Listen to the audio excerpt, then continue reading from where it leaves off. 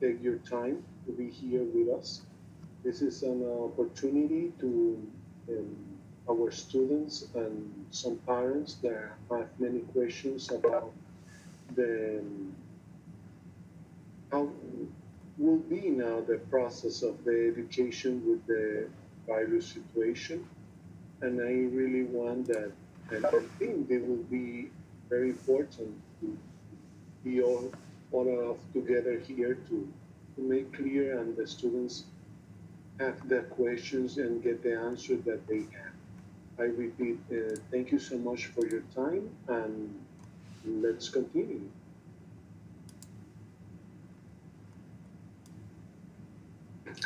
Thank you, Tulio. Good afternoon.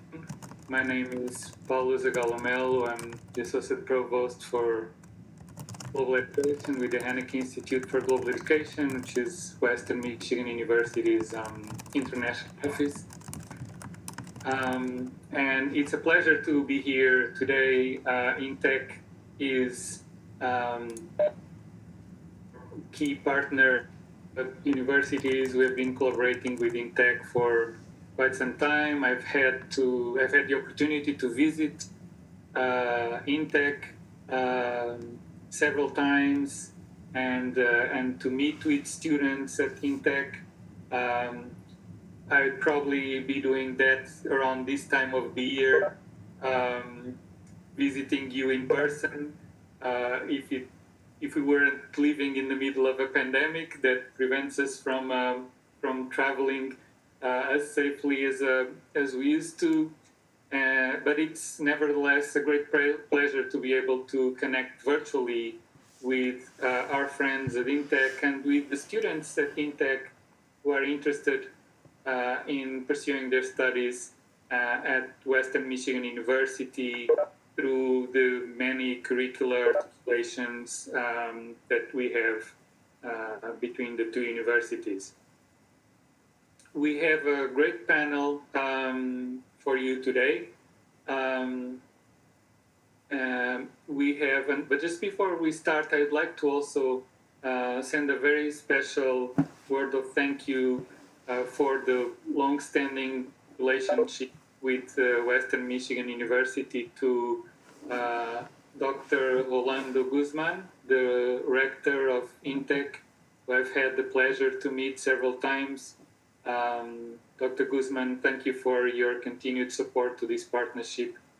And I hope we can see each other in person soon. As I was mentioning, we have a great panel to lead you through a discussion on how do you keep the dream of coming to Western Michigan University, studying in the United States, alive in the middle of this pandemic. We are definitely able and willing to help you with the many options you have to develop your studies at Western Michigan University, and that's why we have this panel today to help you with more detailed information so that you can prepare your future studies at Western Michigan University. And so I'd like to start by introducing our speakers for today. We have 4 representatives from our College of Engineering and Applied Sciences. We have Dr. Steve Butt, who's the Dean for the College of Engineering and Applied Sciences.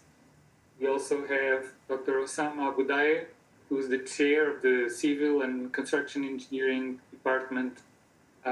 Dr. Cheng Li, who's the Chair of our Chemical and Paper Engineering Department, and also Dr. William Yu, who's the Chair of our Mechanical and Aerospace Engineering Department. From the Haenicke Institute for Global Education, I have 3 members of my team today on the panel. Lee Ryder is our Director of Immigration Compliance, and can help with all the immigration questions and guidance you might need. Also, M.K. Mohanan is the Director of International Missions and Services. and obviously can guide you through all the details regarding applications, transfers, documentation, and all the services we have for international students. And we also have with us today Eva Kupia, the chair of our Center for English Language and Culture for International Students, our intensive English program, also known as CELSIS. So we're here to help you pursuing your dream of coming to Western Michigan University and pursuing our own dream of having you in the Western Michigan University community as soon as possible and as soon as you have planned.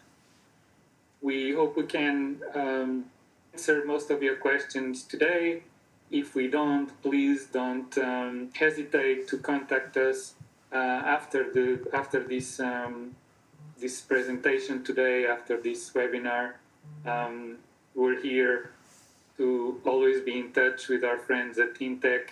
INTEC can help you, and also we can help you in pursuing your studies at Western. So with no further ado, I would give the virtual mic to Dr. Steve Butt, our Dean of the College of Engineering and Applied Sciences. Steve, thank you.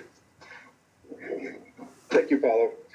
And greetings from the College of Engineering and Applied Sciences.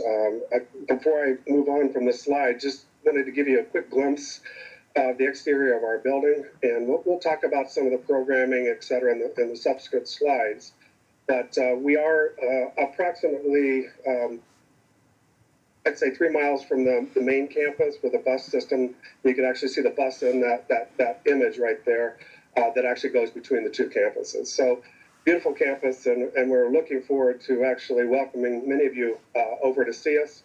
And hopefully we can also answer any questions that you have today. But I've been at Western for now 23 years. My background is in industrial engineering, and I've been chair of the industrial engineering department prior to becoming dean, so I'd be glad to answer questions, particularly in that area.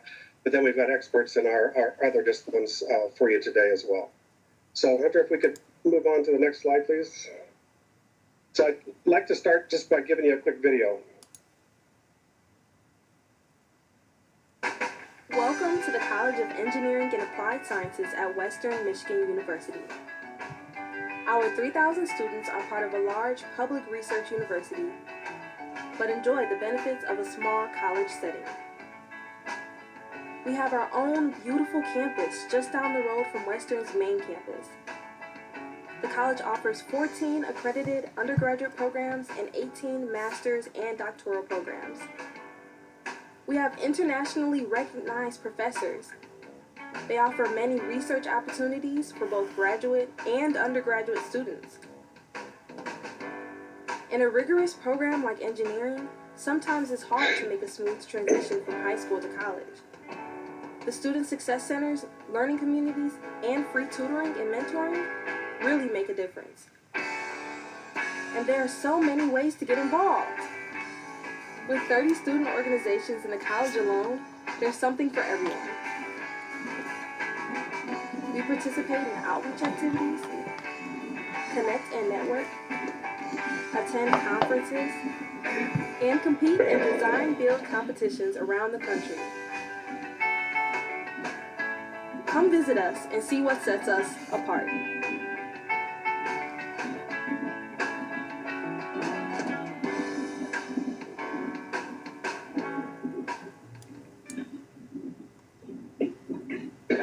Very good. So hopefully that gave you a very quick glimpse of our facility. You can kind of see the flyover there, as well as, again, the picture on the right-hand side of this slide.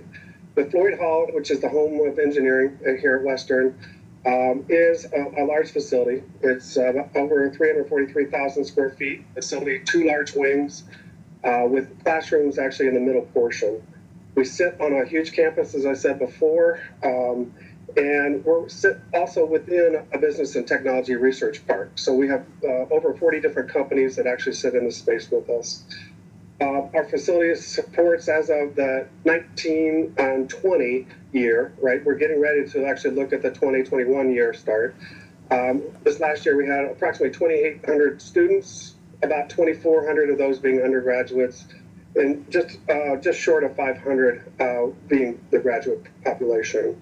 In addition, in Floyd Hall, most of our research labs also, in many cases, also do teaching duties as well. But we have lots of different resources in the space with the needed equipment as well. So next slide, please.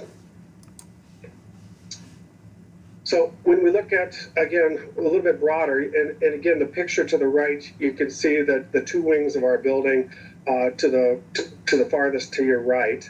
The rest of that is actually our park itself. And this park came about the same time that our facility, and our building now was originally built in 2003. So we're coming up close to our 20th anniversary in the next couple of years. But this whole space was actually designed for life sciences, advanced engineering, and information technology. So we see that a lot of our students end up with internships with these companies in the park, as well as, of course, as other regional locations too.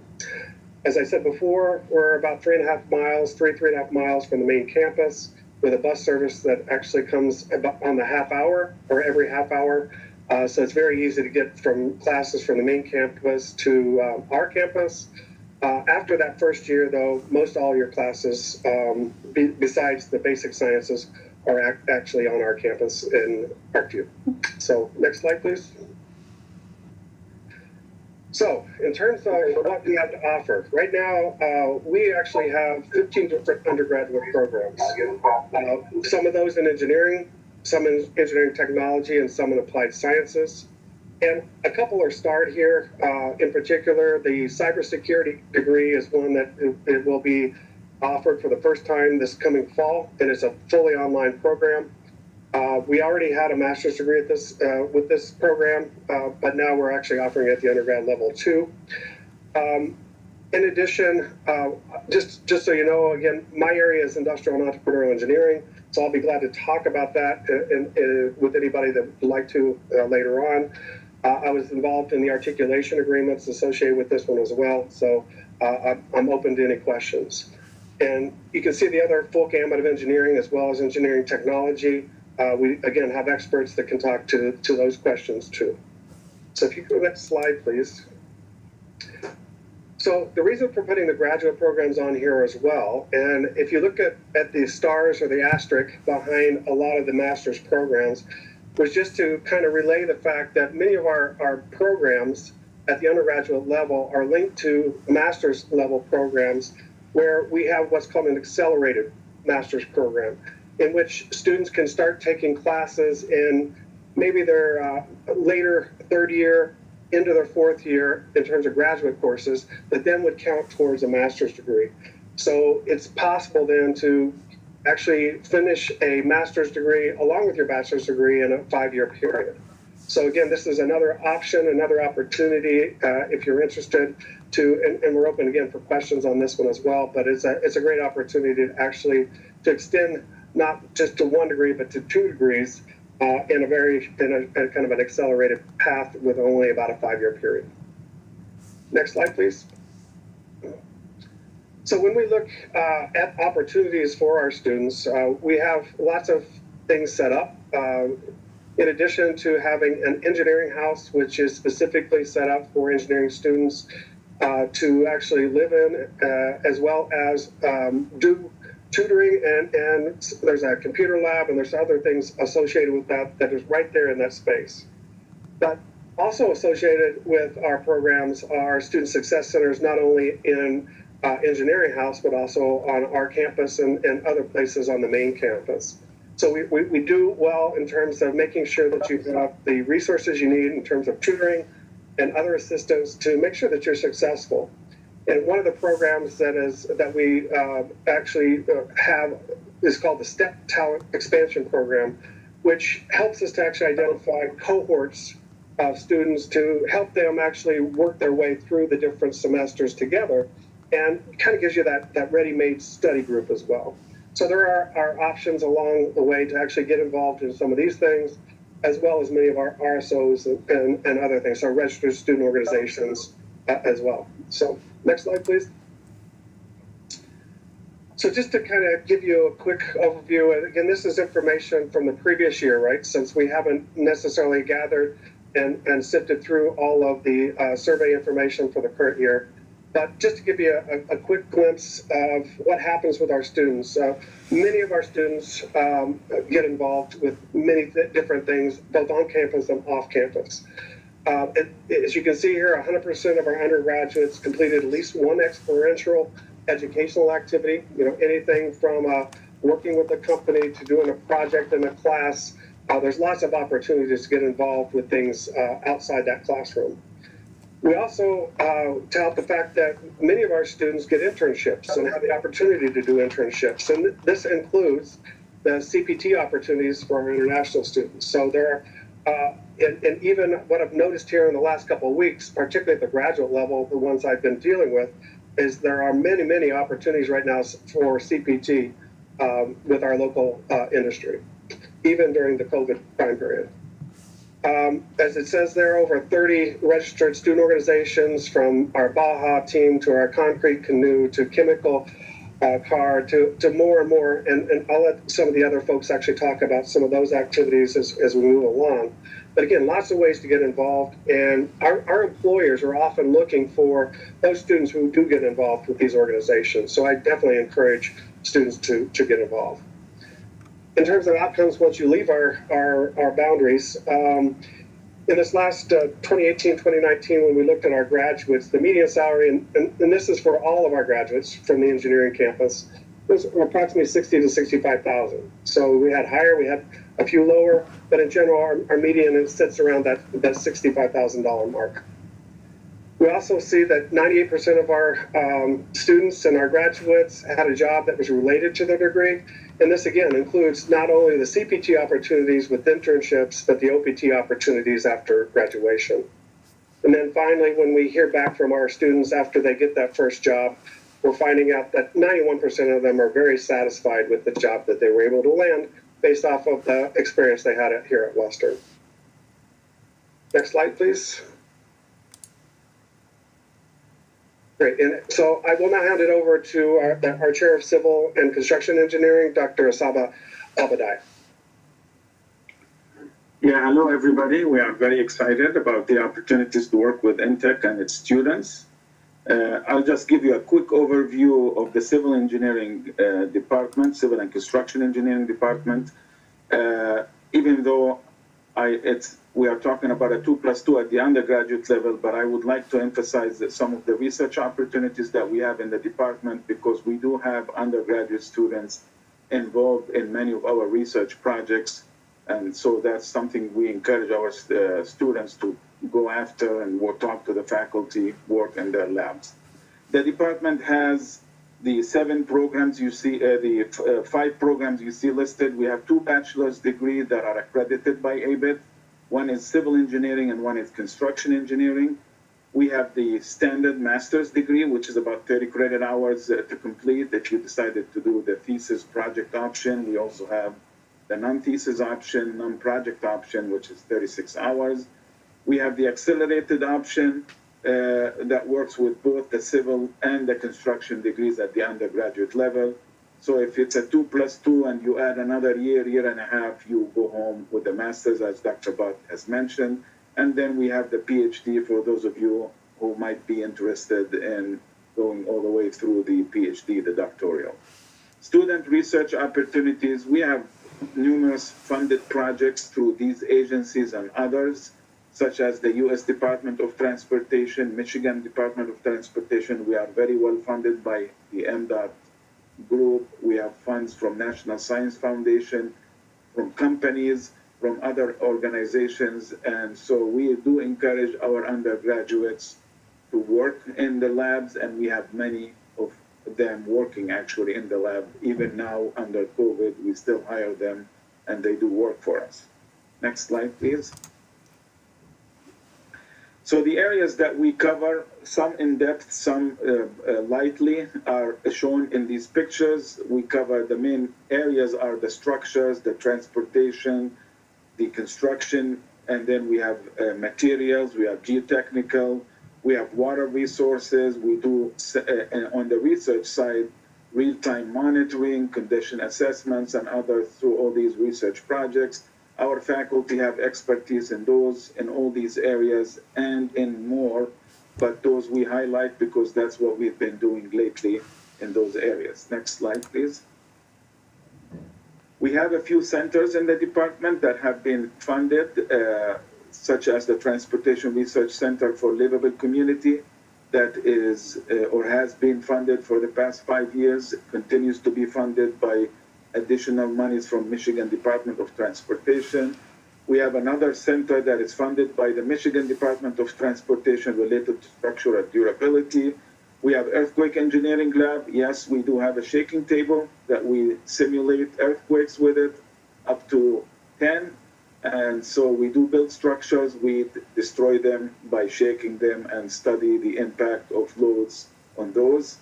We have new labs such as the Digital and Smart Construction Lab and the Safety Lab that have been also funded by different organizations and hire undergraduate students as well. Next slide, please. Some of the research areas, we have in structural engineering. I listed the faculty. One of those faculty has just resigned, so, but those are basically our structures folk, and the earthquake engineering, I listed the names of them. And so you can, I'm not sure if we are sharing these slides, but you can go on our website, you will see these areas and who to contact from the faculty if you have any interest in any one of those fields. Next slide, please. Okay, that was the end of my civil engineering story, and I guess now we move on to the chemical and paper engineering and Dr. Lee. Mute. Thank you, Osama. Do I have the next slide?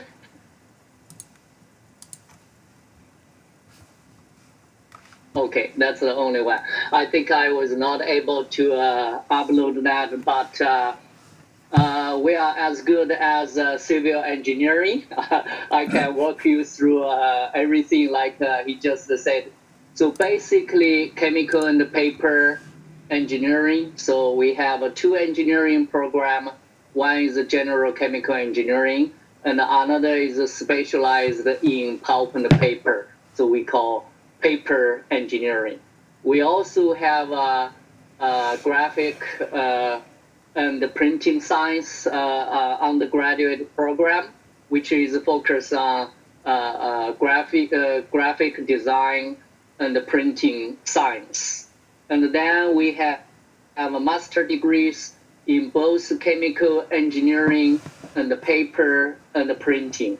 Now, of course, we also have accelerated master degree in chemical engineering and in paper engineering, which is similar or exactly the same as civil engineering's program. So basically, you add one more year onto your undergraduate program, then you can get a master degree. And then we have a PhD program, paper and printing, and also PhD program in general engineering. So for the student activities, we have three major student organizations. So firstly is AICHE chapter, that's American Institute of Chemical Engineering chapter at Western Michigan University. So that's mainly for chemical engineering student. So they have everything related to chemical engineering activities. And the one highlight is their chemical car. So they design a car based on chemical reaction to drive the car. And of course, related is we also have battery and energy storage research, which I will talk about a little bit later. And then for paper engineering, we have a so-called Cylon organization. Cylon is the inventor of paper, so that's why they give that a name. So they organize students in paper engineering, interact a lot with industry, both local industry and the nationwide industry. So they have a lot of activities. So every year they will organize a field tour to companies around Michigan. So they will spend 2 to 3 days with industry, touring their process and talking to them. And we also associate them with industry mentors. So for most students, they will have a mentor from industry, so they can learn first-hand experience with them more closely. And then we have another student organization for printing and graphic science. Okay. So for PhD program, we are mainly run paper and chemical PhD program, but our chemical engineering PhD program is under the general engineering PhD program. So in our department, we have 13 faculty members right now, and most of them are associated with research. So, for example, in chemical engineering, we have a biomedical research. So you use your basic chemical engineering knowledge or principle to investigate issues and problems in biomedical related field. And then we have energy management or environmental in energy production. So we have a faculty member specialized in this area. So for example, how to, in an energy process, how to sequester CO2. So you emit so much CO2, how can we do something to reduce that impact to environment? And we have under energy management research to develop batteries. So battery for electronic cars, so like Tesla, and also battery for energy or electricity backup. So if you have a blackout, how can you sustain your computer and other systems? So this is very important now, particularly everything in the education industry is online. So you want to make sure you have energy to support that. And then in both chemical and the paper, we have more expertise focusing on how to utilize renewable material, basically plants, all kinds of plants like trees, bagasse. Probably your country has a lot of bagasse. Not only we can use them to produce a traditional product like open paper, fibers used for paper and construction material, but also we are looking at producing basically everything currently we can produce from fossil oil. For example, chemicals.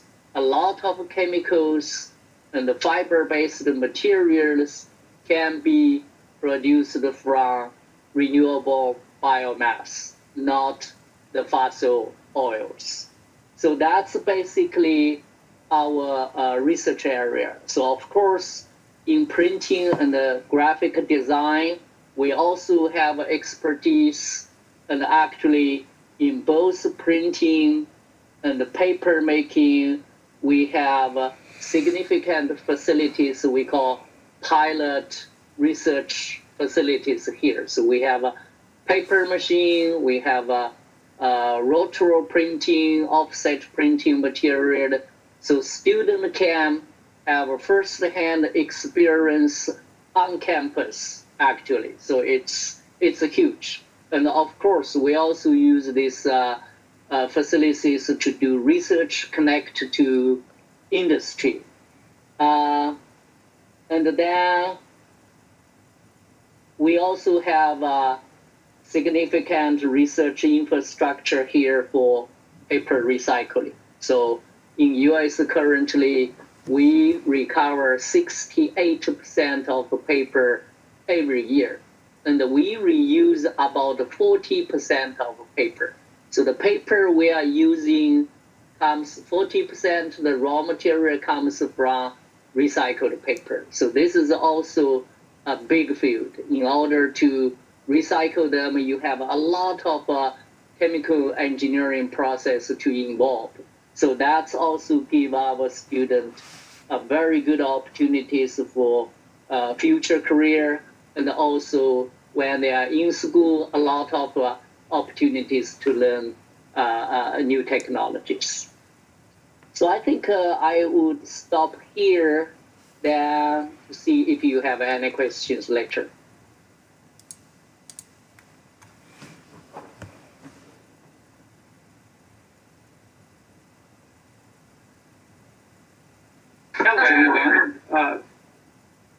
I hope the mic is going through okay and the sounds are okay for everyone. And this is Bill Liu. I am the chair of the Mechanical and Aerospace Engineering Department.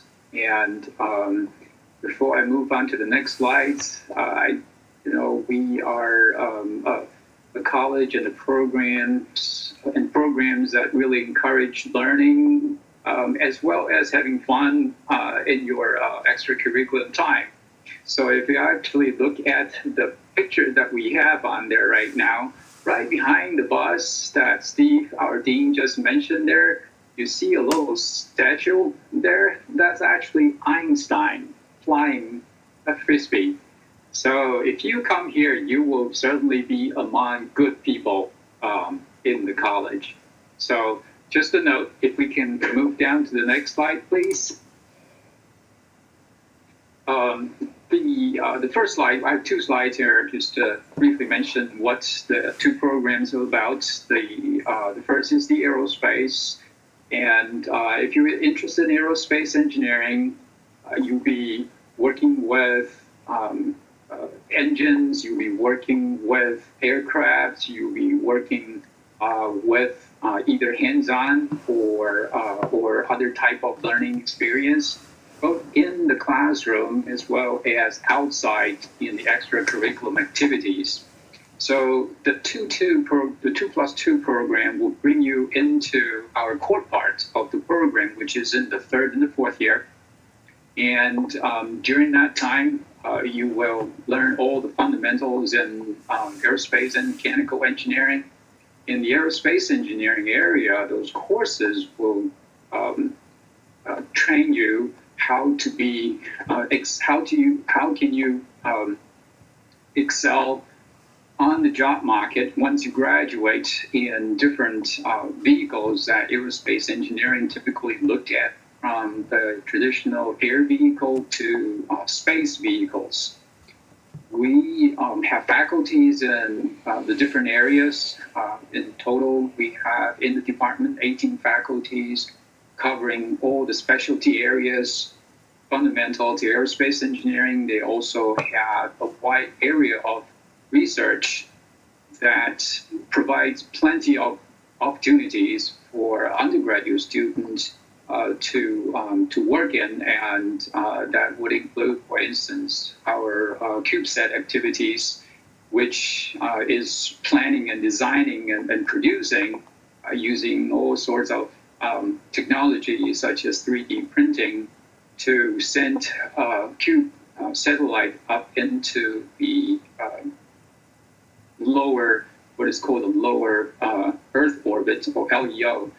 So the opportunities for undergrad to be involved in addition to classroom teaching in extracurricular activities are quite many. I just have a few examples here. For instance, our rocketry club activities, and on the right here, we also have students participating in Oshkosh activity, which is a major gathering of aviation enthusiasts. In this case, Ashley actually is flying that an oversized remote control vehicle there. So she is actually also operators of our simulator lab, and she's also involved in teaching activities as well, helping out in the lab.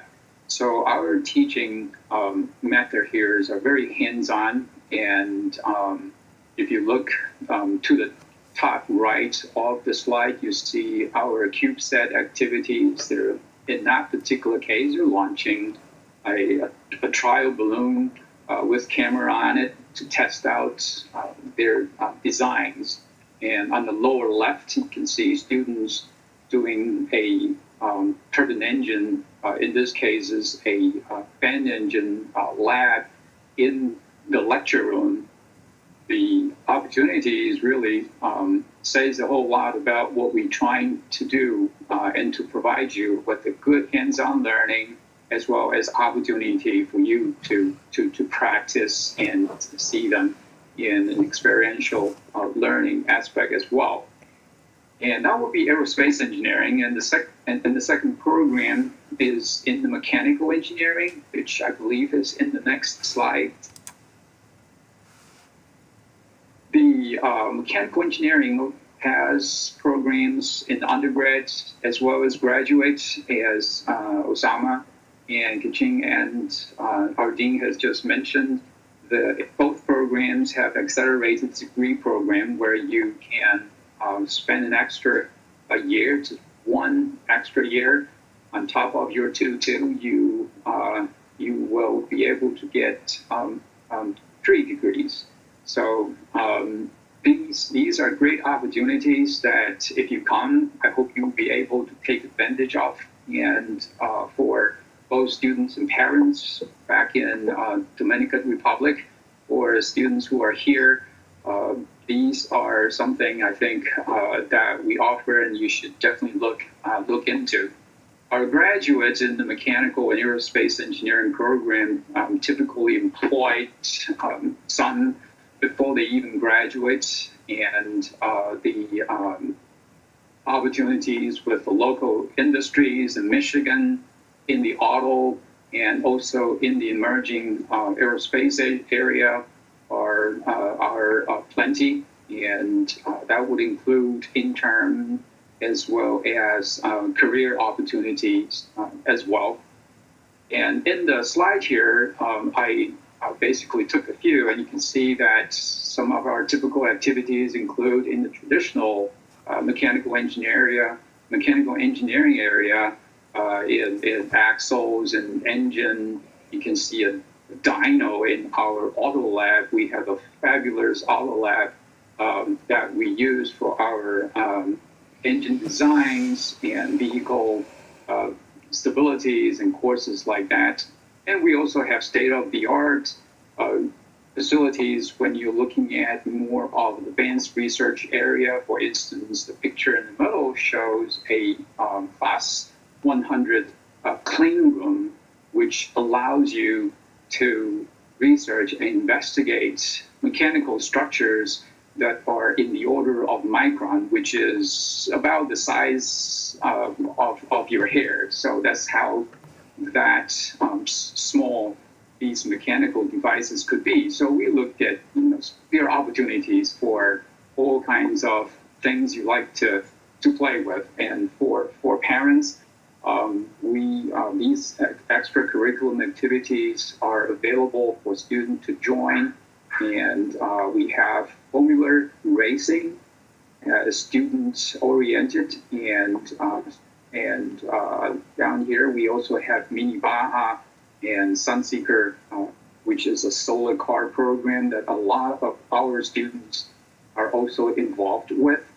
So the academic program connects you to the introductory graduate level and master. If you're so choose and if you incline to, we do have a doctoral degree program that's used in both the mechanical and the aerospace engineering program for your advanced study. So this is a line of studies on the program, academic, and the extracurriculum side. And I hope that if there are any questions, let us know. And if you are interested, if you want to be in the picture, perhaps next year, please come join us. that's my part of it, I believe. And thank you very much for your time. Thank you, Dr. Liu. Greetings and welcome. I'm Lee Ryder, Director of Immigration Compliance. First, I'd like to assure you that these temporary impacts from COVID are just that. They're temporary, and visa appointments are resuming in various countries. When we hear of a student getting a visa, we add them to our list. Although I do want to note Dominican Republic, I checked, and it is still closed for routine processing. The only exceptions there would be health or emergency or something potentially in the U.S. interest for exception at this time. Although I'd like to mention that students from the Dominican Republic, once they are here studying in the United States under an F or a J visa for study, they are able to get something called automatic visa revalidation. So what that means is if the visa expires, because it's nearby adjacent islands, they can still re-enter for short periods. If it's a less than 30-day departure, they can re-enter with an expired visa. So that makes travel for them particularly easier than other students and countries. These policies, they're being reviewed frequently, so we expect to see more openings at more consulates in the near future. For students who are not able to come to WMU for a September start date, what we are able to accommodate is some late arrival I-20s. So for instance, if a student is able to get a visa to arrive in October, it's possible that we could give an I-20 for late arrival. So keep that in mind. Or another alternative is to start with distance education from remote. So some students are signing up for online classes from their home country and then getting a deferred I-20 for spring 2021. So those all remain options at this time. Next. So we have a full staff here that's available to help our students obtain all kinds of benefits. So at this time, USCIS is still open and continuing to process benefits such as OPT, which is a work permit after a student graduates so that they can get experience in their field. Also internally, we're helping students get curricular practical training, so that's work authorization and an internship in their field. Also, we see the USCIS service centers processing H-1B petitions in the U.S. for students who are sponsored to work on a work visa at various companies. And our full service staff remains available all during the summer. We've been available helping our students through remote advising, through WebEx and Teams and virtual conferences such as this. And there's a fully trained staff to help advise our students through all their immigration needs during this time of remote learning until we resume for in-person classes very soon on September 2nd. Next. In the news, you may have heard about some recent presidential proclamations, and I'd like to just point out a couple features about these because they are very limited. First of all, these proclamations did not impact our international students.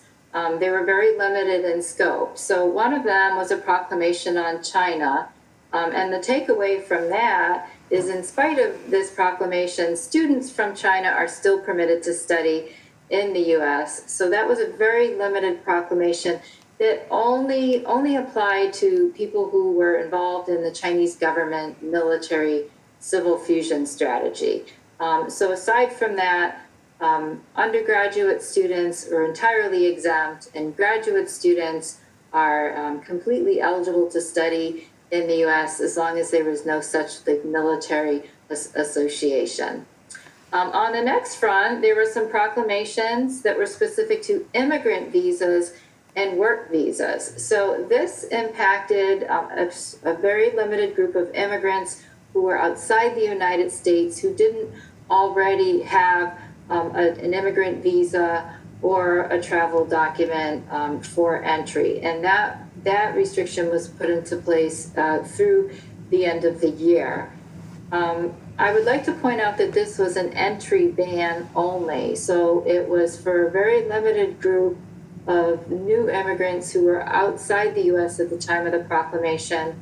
So anyone who was applying for adjustment of status for a green card inside the US was still eligible for that processing. And this entry ban was limited in time and scope. Also, there was a feature on a proclamation related to work visas, and that was a point of many questions. And so I can clarify that also was an entry ban, meaning it only applied to certain work visas like H class, L class for people who are outside the United States at the date of the proclamation, and it was limited in time. It's only through the end of the year. And even with that, there are exceptions. So we've been continuing to process H-1B applications and approvals from within the United States. And it also has exceptions for people trying to get an H visa outside the United States. We've even seen some of these exceptions where it's in the national interest and to get an H visa to come to the US, even though there is this proclamation. So hopefully that puts our students at ease on the limited scope of these announcements that were fairly recent. Also, these did not impact any of our J Research Scholar categories, and they did not impact our J Student Exchange Visitors either. Next slide. We have the direct links to all of these resources made available through this presentation, and also a legal summary explaining it, just in case you want to see the actual text of these on your own. Also, a big topic right now is travel during COVID-19.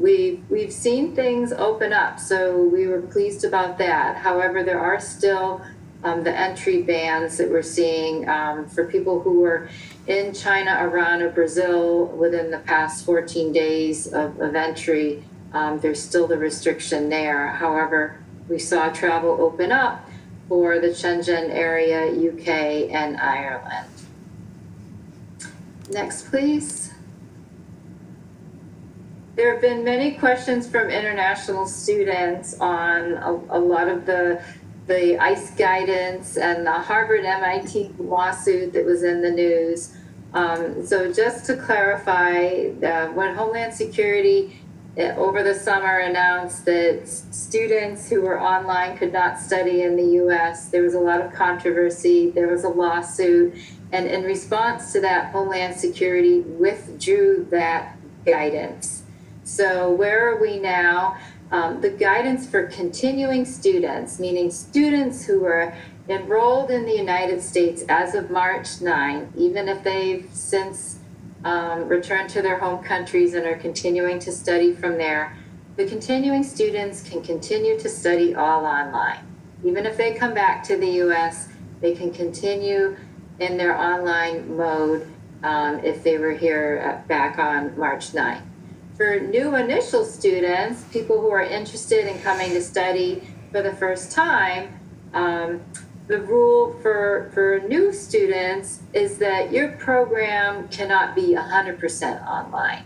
So we are still able to welcome new students come to the US to study at our university as long as your program is not all online. So for instance, if you enroll in a hybrid course or at least one in-person course, and Western is offering these types of courses, that would be enough towards your full course of study to maintain your immigration status during the fall semester because of these exceptions that Homeland Security is making at this time due to COVID.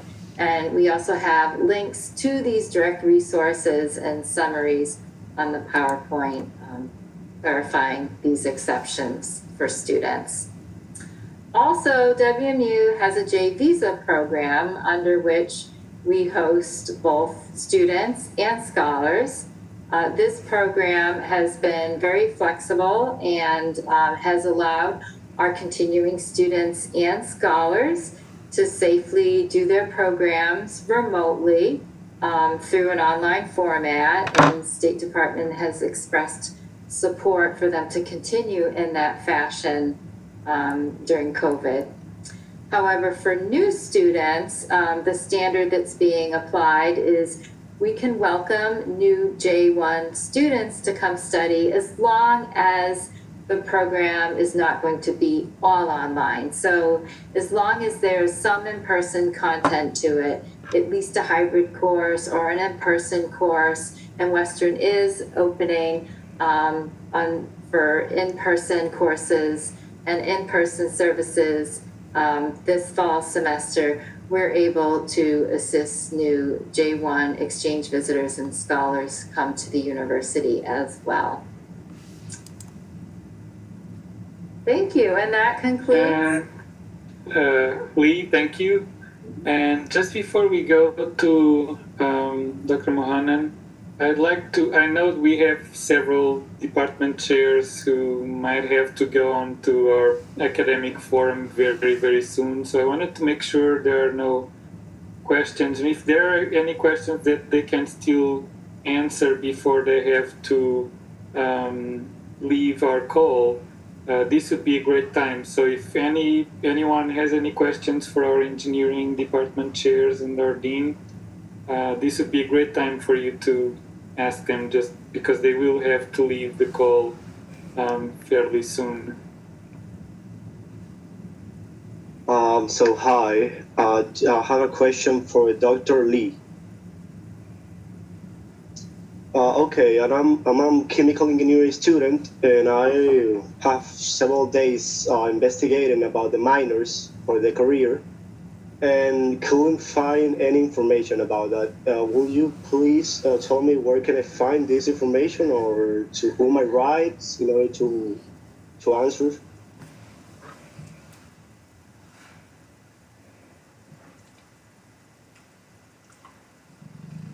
You're on mute.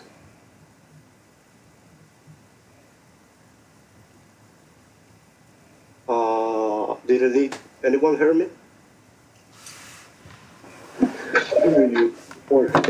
Dr. Lee, you're on mute. Sorry. Hey. Sorry about that.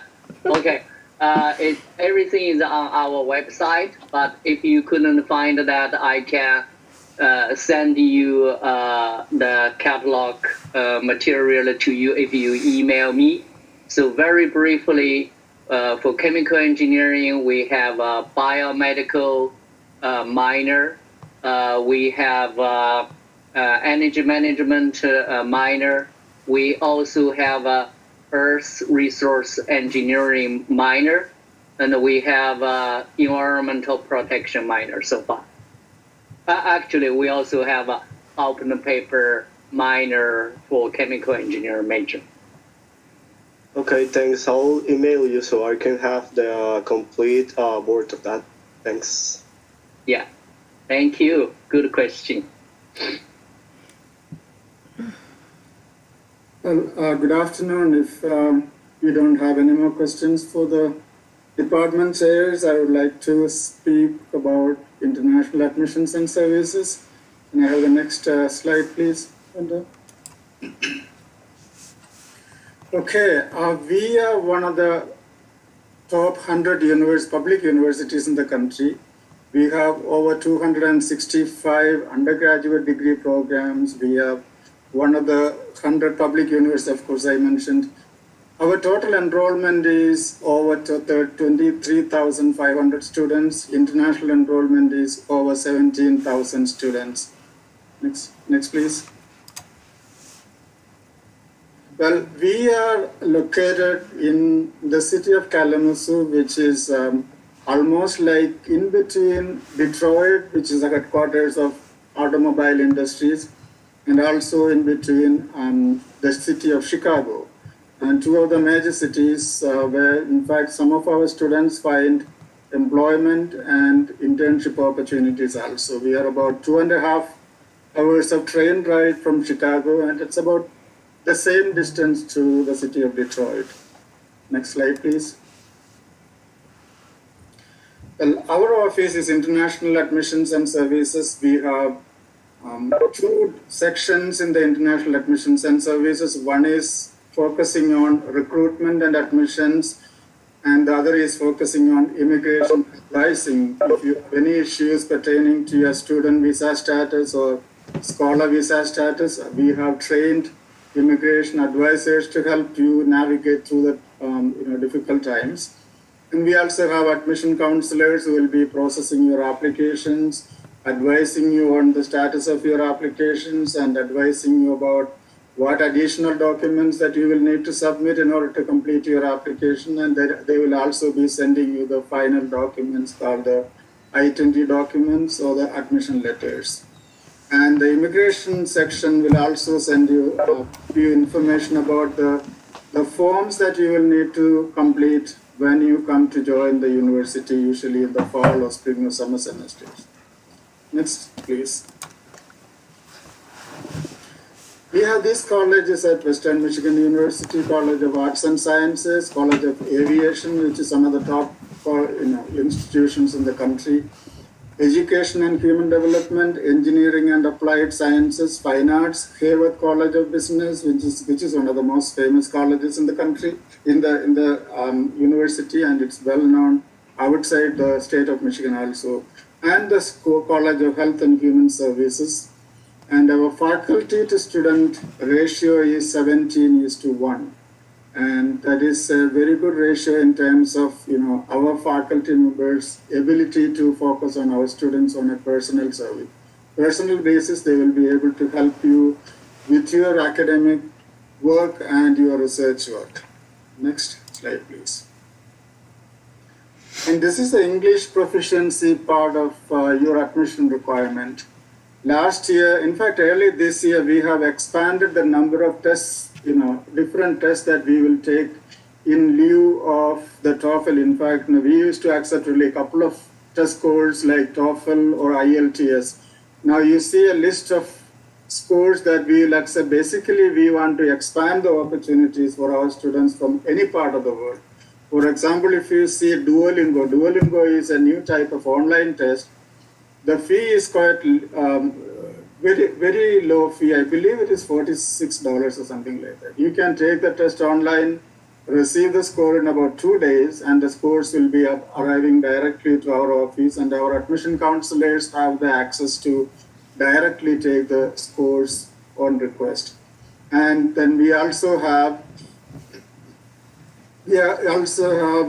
different CEFR, which is Common European Framework of Languages. Of course, from most likely students from Dominican Republicans may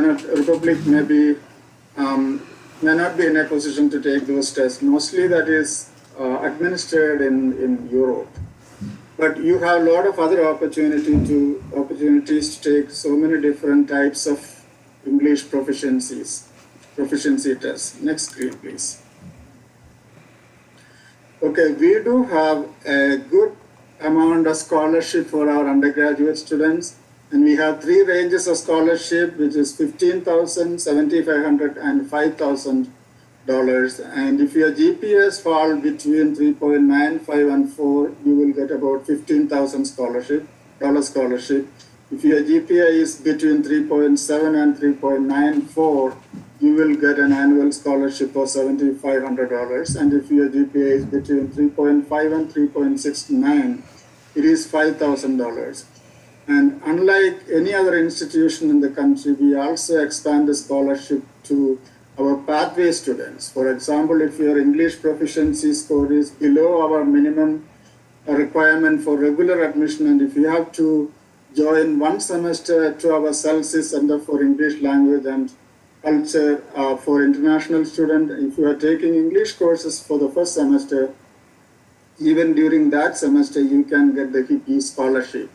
But please be advised that your scholarship will be limited to only academic courses due to the source of the funding. So we expand the scholarship up to 9 semesters for your academic studies and 1 semester, including the 1 semester for the pathway program. Next screen, please.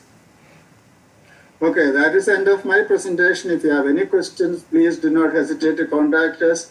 Dr. Eva Kopia is the next one to speak to you. Thank you. Thank you, Mohan. Thank you, Mohan. Hello, ladies and gentlemen. I'm Eva Kopia, the Celsius chair, and I would like to thank you for giving me an opportunity to talk to you about Celsius, our intensive English program here at Western Michigan University. Next slide, please. Next slide, please. Celsius stands for Center for English Language and Culture for International Students, and we are a full-service intensive English program. We have been in existence since 1975, for many years now, and our teachers are both highly qualified and experienced in teaching English as a second language. They truly enjoy working with international students and teaching English. Our classes are usually small in size, and students get a lot of individual attention, as well as an opportunity to talk to teachers during their office hours, one-on-one, virtually, and also in person. So, next slide, please. And recently, to facilitate learning during the COVID-19 crisis, we have started offering our courses online. And I'd like to say that the online program actually mimics the in-person program and covers exactly the same curriculum. We offer some synchronous learning through WebEx and Zoom, and also the asynchronous component to give more flexibility to our students. And the online courses can be taken by students ranging from their different levels of English ability and English proficiency. So next slide. Celsius offers two types of programming. So we have our core program, which is based on ESL courses only. And the other one is our pathway program, designed for the students who want to combine ESL courses with academic coursework, which Dr. Mohan already mentioned before. So both ESL courses and pathway courses are now offered in person and online. So we have two versions for both these programs. And all our classes stress academic preparation of our students so that they can be ready and fully prepared to enter their academic program at Western or another American university or college. A pathway program is an excellent choice for those students who do not fully meet the English proficiency criteria to enter an academic program. So students can enroll in our pathway program in two different ways. One is if they satisfy the minimum eligibility criteria in terms of their English proficiency, which is TOEFL for Pathway 1 is 52 and 61 for Pathway 2. But even those students who do not meet these requirements can start with Celsius study only. And for example, after completion of the pre-advanced level, they will be eligible to take Pathway 1. And if they start at the advanced level, they're eligible after completion of the advanced level to take Pathway 2 program. So there's a lot of flexibility there, and students can choose the way that is most suitable for them. So next slide. In both our core program and Pathway 1, we offer skill-based courses, and these courses include speaking, listening, grammar, communication, and we have a sequence of reading, writing courses 1 and 2. We accommodate different levels of proficiency ranging from elementary through advanced. And we also have a little bit more specialized courses for Pathway 2, which are oral communication and written communication. So these are the basics of our program. And if you have any more questions related to Celsius or Pathway, please do not hesitate to ask me after this presentation or email me with any other questions. Thank you very much.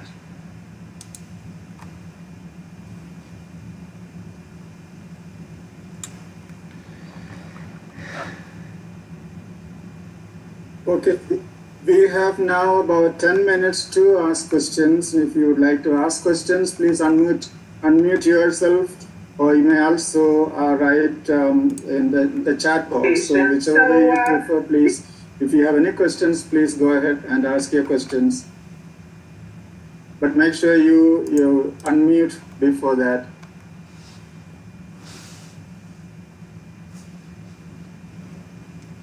Greetings. I'm a chemical engineering student, and I would like to know if there is any way I could study nuclear engineering master's degree, or at least have a minor.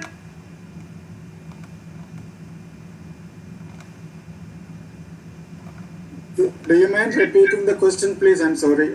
Can you please repeat the question? I'm a chemical engineering student, and I would like to know if there's any way I could take a nuclear engineering minor or a master's degree. Well, this is a question that the academic department has to answer. If you can write the chat, I will leave this forward this information to the department, and they will be able to better answer. I can give you some basic answers, but that's not enough. So you probably need to hear from the department directly. Thank you. Thank you.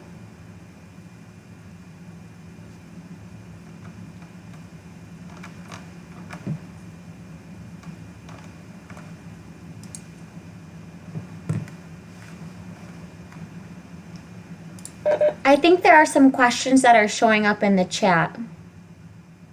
Yeah, in fact, I'm writing. There is a question about, can international students work outside the campus? Well, I would let Lee answer the question. She's the expert. Provided they apply for authorization, so there are some authorizations that they may be able to get directly through our international office, such as something called CPT, Curricular Practical Training. That's available for students who have been enrolled for at least 1 year in the United States in their F1 program. They could then apply for an educational type internship. There are exceptions. If a student is in a program, a graduate level program that requires immediate practicum or training, then there is no 1 year waiting period. And the 1 year is defined as an academic year, so it's just 2 full semesters. So that's one way of working off campus. The other way many students apply for after graduation is called OPT, Optional Practical Training. Students can get a year of that and potentially 2 additional years if they're in a certain STEM field. Very specific science, technology, engineering, and math majors can get a 2-year extension for a total of 3 years of employment after graduation. And there's even a way that some students can apply for OPT pre-completion before graduation, and that would basically be a non-educational internship. It would basically be instead of doing an internship for credit, just applying to the government for a work permit. It would use up some of that 12-month bank of work permit time if a student were to apply for pre-completion OPT permit for, let's say, 4 months in the summer because they want to go out of state and work for some company for a period of time. So those are some of the types of work authorization available. And anyone on a J student visa, there's something similar called academic training, where as long as it's related to the program of study and educational, there are ways that the international office can authorize these work opportunities, whether they're paid or unpaid. Sometimes they're just strictly for credit. Other times it's paid work, which is acceptable if a student has the authorization. Okay, thank you, Lee. There is a question about Duolingo test going to be accepted for next year for admission. Well, Yes, so long as this test is being administered, so long as he passes the score, the test, we will accept the score. This is not just a temporary arrangement. So long as the test is available, we will accept it. For undergraduate student, 95 is a score requirement. For graduate students, 105 is the score requirement. So we will accept it next year also. In fact, many students will be better off because the fee is, I believe it is less than half of the TOEFL.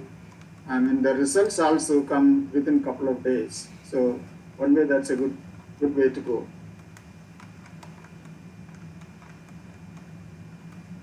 I will forward this question about the chemical engineering to the department so that they can answer you better.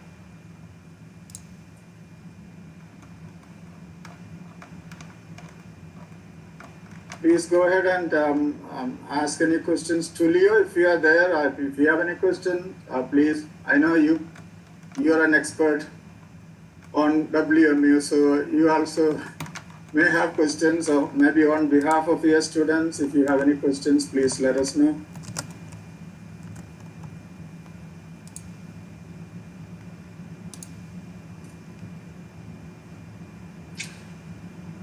Well, it looks like there is no more questions, so we can, okay, I see. Does the minor in aeronautics exist in the branch of aerospace engineering? This is also something that, in fact, this information may be available in the department's website, like in the Department of Mechanical and Aeronautical Engineering. The department's website also will have this question answered. Please check the department's website and look on the left side, programs. You select the undergraduate programs and you will see the majors and the minors. And in addition to that, I will also forward this question to the department so that they can reach you with an answer.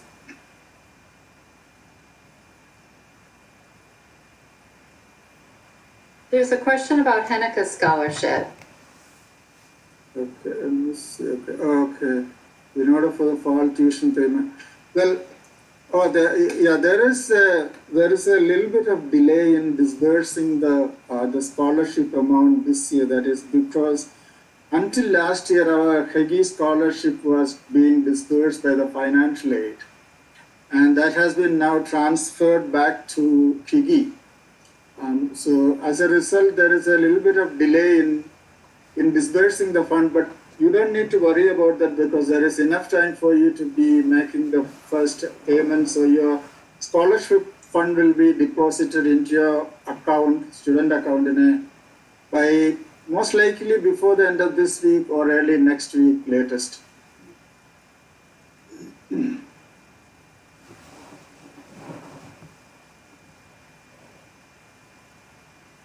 And students will be.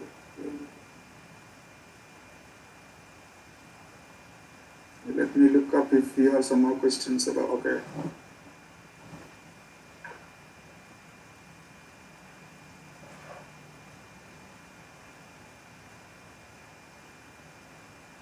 So if you have any more questions, maybe even after this meeting is finished, you know the names of all of us, you know the department chairs. In fact, all of us are there online. You can reach us through emails or by phone call. So please do not hesitate to contact us anytime you need to. And so, since I did not see any more questions, thank you all for joining us. Thank you all, the panel members, Tulio, all your students. Thank you so much. You all have a great day. Thank you so much for your time, really. Thank you. One question, Dr. Mohanan.